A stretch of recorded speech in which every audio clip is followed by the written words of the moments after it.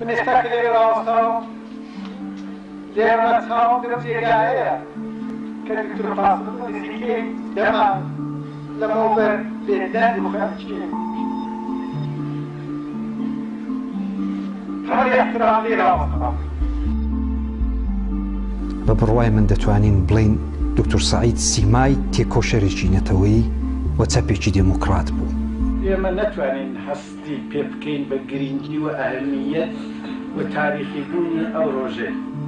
یەکێ لەو ڕەهبەرانەیە لە مێژووە دەبێ بە سەربەرزیوە ناوی ببەی ڕێز لە خەبات و تێکۆشانی بگریت و یەکێ لەو کەسایەتیانەیە کە بە مانای کەلیمە سادق بوو. بەڵام ئەگەر ئەو بڕێنی خۆمان دەزانی ئایا نابێت تێکۆشین هەر بەو ڕێگایە ڕابڕۆی کە ئەو پێیشان داوی.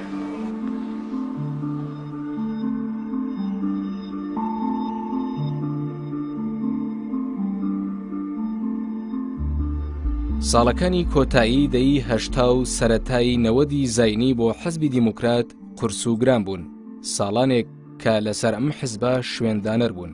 دوای تەنیا 3 ساڵ حزب دووەمین ڕێبەری لە وڵاتێکی ئەوروپایی تیرۆر دەکرێت لە سەردەمێکدا کە دنیا گۆڕانکاری زۆری باخۆیەوە دیوە. لە بەریەکەڵوەشانی جەمسەری ڕۆژهەڵاتی کۆمۆنیستی و دامەزران و گەڕانەوەی سربەخۆی بۆ دەیان وڵات و شەڕی دووەمی کەندا و دکتۆر سادق شەرەفکەندی کە دوای تیرۆری دکتۆر قاسملۆ ڕێبەری حزبی دیموکرات و ئەستۆ دەگرێت.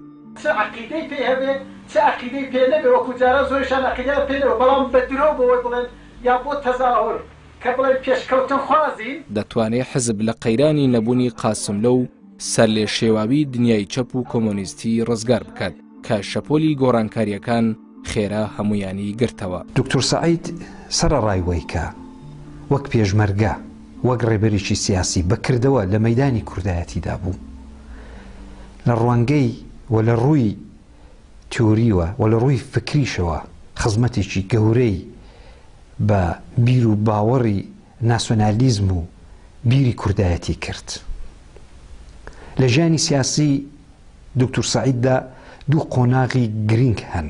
لەم دوو قۆناغەدا دوو تەیفی جیاواز و تەنانەت دژ بە یەکیش واتە تەیفەکانی چەپ و ڕاست کێشەی نەتەوایەتیان هەر کامەی بە جۆرێک و بە چەشنێک بە چالیش کێشە.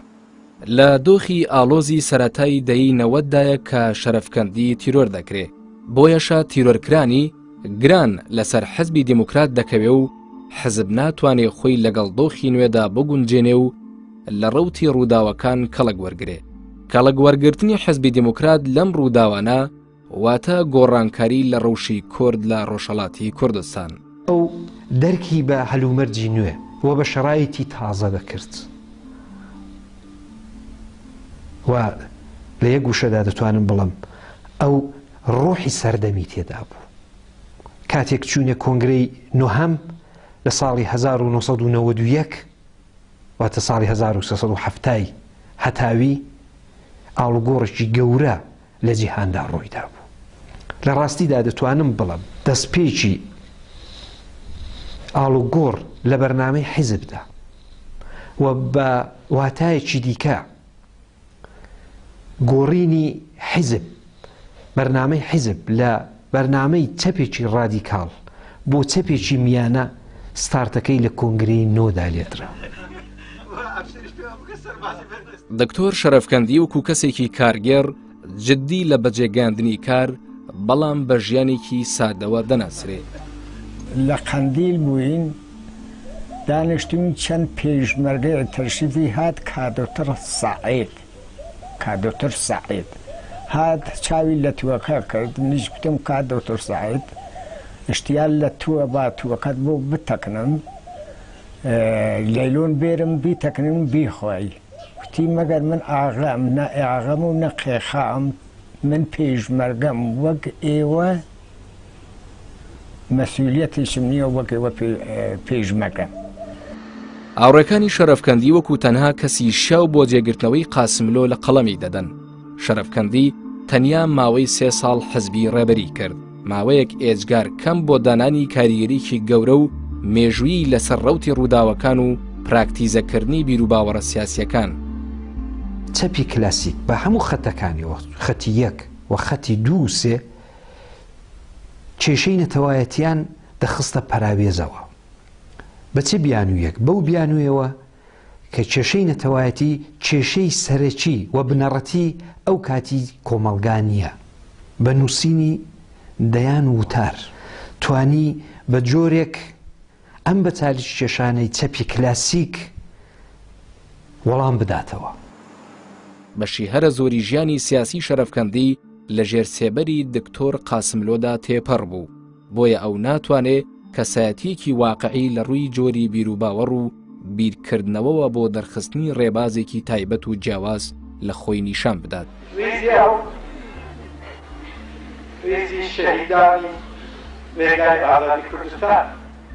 کاک دکتۆر سەعید ڕاستە ڕێبوارێکی شێلگیری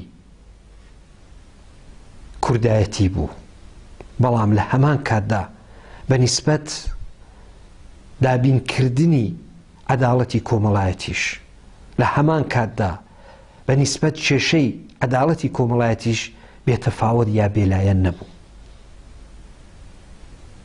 لە راپۆرتی کۆنگرەی نۆهەمدا کە لەم کۆنگرەیدا بخۆی بوو بە سکرتێر کە وەکو دیکۆمنتێکی مێژوویی ئێستاژ ماوەتەوە و دەمێنێتەوە، کاک سەعید تەئکید و جەختێکی زۆری لەسەر ئەم بابەتە کردو. کاک سەعید بۆ دابینکردنی عەداڵەتی کۆمەڵایەتی فۆرمولی سوسیالیزمی هەڵبژاردو، بەڵام نەک ئەو سوسیالیزمەی کە لێکێتی سۆڤێتی پیادەکرا واتە سوسیالیزمی مەوجود، بەڵکو سوسیالیزمێک کە ئەرزیشەکان و بایخەکانی دموکراسی و ئازادی لە بەرچاوگرت بێ. شەرەفکەندی خوێندنی لە بواری کیمیا لە پەیمانگەی بەرزی تاراندا تەواو کردبوو. دواتر لە مەهاباد و ورمێ ماوەیەک مامۆستا بوو. ئەو بۆ خوێندنی قۆناغی دکتۆرا دەچێتە پاریس و لەوێ لەگەڵ دکتۆر قاسملۆ ئاشنا دەبێت. لێرەوە ژیانی حزبی شەرەفکەندی دەست پێ دەکات، لەگەڵەوەدا کە بواری خوێندنی هیچ پەیوەندی بە سیاسەتەوە نیە، بەڵام شەرەفکەندی دوای ڕووخانی ڕژێمی پاشایەتی لە ئێران و ڕاگەیاندنی خەباتی ئاشکرای حزبی دیموکرات دەبێتە ئەندامی ڕێبەری و دواتریش دەبێتە یەکێک لە کەسایەتیە کاریگەریەکانی نێو حزبی دیموکرات و کەسێکی نزیک لە قاسملۆ. هەم لە بنەماڵەیەکی فازڵ و بە فەرهەنگ پەروەردە بووە و لەگەڵ مەسایلی کوردایەتی و خەبات و بزوتنەوەی نیشتیمانی و بە تایبەت ئیلهامگیر بووە لە کۆماری کوردستان و دەستکەوتەکانی کۆماری کوردستان و بە تایبەت برای گەورەی کاک دکتۆر سەعید مامۆستا هەژاری ڕەحمەتی عەبدوڕەحمانی شەرەفکەندی و یەکێک لەو کەسانە بووە کە لە پێگەیاندن و لە واقع گەشەکردنی کاک سەعیدا لە بوارەهای عیلمی و سیاسیدا دەور و نەقشی کاریگەری بووە. لەلایەکی دیکەوە کاک سەعید خوێندکارێکی بە زەکاوت و زانا بووە، توانیوێتی لە دانشگاکان و لە تاران لە ورمێ لەگەڵ مەحافلی فکری و سیاسی پەیوەندی و تێکەڵاویەکی بێت. سادق شەرەفکەندی سیاسەتی نزیکی لەگەڵ حزبەکانی کورد و هەروەها ئێرانیش دەگرێتە بەر. پارتی دیموکراتی کوردستان مەیلی خۆی بۆ ئەم نزیکایەتێ نیشان دەدات، بە تایبەت کە شەرەفکەندی برای شاعیری نێوداری کورد هەژاری مکوریانیە. هەژار لە کەسە نزیکەکانی بارزانی بووە، نزیکی زۆری قاسملۆ لە یەکێتی نیشتیمانی کوردستان و هاوکاری زۆری بۆ جەلال تاڵابانی لە کۆڕ و کۆمەڵە نێودەوڵەتیەکان و هەروەها نێوبژیوانیکردنی یەکێتی نیشتیمانی و دەوڵەتی ئەو کاتی عێراق لە ساڵی 1983 لەلایەن قاسملۆوە ترسێکی خوازراوی پارتی دیموکرات نەبوو. هەروە شەڕی نێوان پارتی و حەزبی دیموکرات لە سەرەتای دەی هەشتای زاینیدا لە سەردەمی ڕێبەری قاسملۆدا ڕوویدا بوو. پێشتریش قاسملۆ توانی بووی حەزبی دیموکرات لە ژێر سێبەری پارتی دەربێنێ و پێگەی لایەنگرانی پارتی لە نێو حزبدا لاواز بکات. هەموو ئەمانە کاریگەر بوون لەسەر پەیوەندیەکانی نێوان پارتی و حەزبی دیموکرات کە لە سەردەمی شەرەفکەندیدا گۆڕانی بەسەردا هاتبوو. دکتۆر سەعید لەسەر ئەو ئەسڵە زۆر پێداگریە کرد کە هەموو هێزە سیاسەکانی کوردستان هاوکاری و یارمەتیدەری یەکتر بن، دەخاڵەت لە کاروباری نێوخۆی یەکتر لە پارچەکانی دیکەی کوردستان نەکەن و پەیوەندی و ڕەوابەتی سیاسیان لەگەڵ وڵاتانی پەیوەندیدار بە مەسئلەی کوردەوە لەسەر ئەساسی ئەوە نەبێت کە دەخاڵەت دەستێوەردان لە پارچەکانی دیکەی کوردستان بێت و بتوانێت ئەو پەیوەندیە لە واقع پەیوەندیەک بە کۆمەک بە گەشەکردن و بەرەو پێشچوونی بزوتنەوەی نەتەوەی کورد هەموو پارچەکانی کوردستان بکە. بەڵام شەرەفکەندی لە گەرمەی هەموو ئەو ڕووداوانەدا تیرۆر دەکرێت، ئەویش دیسان هەڵەی قاسملو و دووپات دەکاتەوە، بەڵام دۆسی شەرەفکەندی ناکرێتە قوربانی سات و سەودای ئابووری و سیاسی. دادگایەک لە بەرلینی ئاڵمان بادوەداچوون بۆ تیرۆرەکە دەکات. دوای 3 ساڵ و نیو کات و شایەتیدانی 174 کەس و بەڕێوەچوونی 246 دانیشتن، دادگا ڕێکەوتی دەی ئاپریلی 1997 گەورە بەرپرسانی ئێرانی لەوانە ڕێبەر و سەرۆکۆمار کە ئەو کات هاشمی ڕەفسنجانی بوو بە بڕیاردەر و بەڕێوەبەری تیرۆرەکە دەناسێنێ. ئەمە گەورەترین دادگاییکردنی مێژووی ئاڵمان و گەورەترین دادگاییش لە دوای شەڕی دووەمی جیهانی لە ئەوروپادا دەبێت. هەموو وڵاتانی یەکێتی ئەوروپا بەڵوێزەکانیان لە ئێران دەکێشنەوە.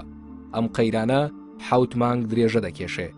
بەڵام حەزبی دیموکرات کەڵکی پێویست لەم دەرفەتە وەرناگرێ، هەم بۆ بزواندنی کەیسی دکتۆر قاسملۆ و هەمیش بەکارێنانی وەکو کارتێکی گوشار لە دژی ئێران بە مەبەستی بەرەو پێشبردننی ڕەوشی کورد. هەوڵ و تێکۆشانەی حزبی دموکراتی کوردستانی ئێران و لایەنە سیاسیەکانی دیکەی ئێرانی و بنەماڵەی شەهیدەکان توانێوێتی لە هەموو ئەو مەحافلە سیاسی و نێونەتەوەیانە ڕژیمی کۆماری ئیسلامی ئێران بکێتە حاڵەتێک کە هیچ توانایەکی بۆ پاساوکردنەوە یا پاساوهێنانەوەی ئەو تاوانەی نەبێت و ئێستەیش یەکێک لەو بەڵگانەیە کە دەتوانم بڵێم عاملی گوشارە لەسەر ڕژیمی کۆماری ئیسلامی ئێران لە هەموو بوارەکانی سیاسی و اقتصادی و مەناسباتی دووەلیدا. دادگای میکۆنۆس لایەنە شاراوەکانی تیرۆری دەوڵەتی ئێرانی خستە ڕوو، هەر بۆیە گرنگیەکی تایبەتی هەیە. هەموو کەسانەی لە تیرۆری نارانی کۆماری ئیسلامیدا بڕیار دەدەن تا شێوازی جێبەجێکردنی ئەم بڕیارانە. دادگای میکۆنۆس کۆماری ئیسلامی ناچار کرد کە کۆتایی بە تیرۆری دەژبەران لە دەرەوە بهێنێ. هەندێک کەس دەڵێن وڵاتانی ڕۆژاوایی ئیدی وەزاڵە هاتوبوون و ئیتلاعاتی ئێران لە کۆنتڕۆڵیان دەچوە دەرێ و کێشەی جددی بۆ دروست دەکردن. بۆیە وڵاتی ئاڵمان دەستی دادوەرەکانی ئاوەڵا هێشتەوە.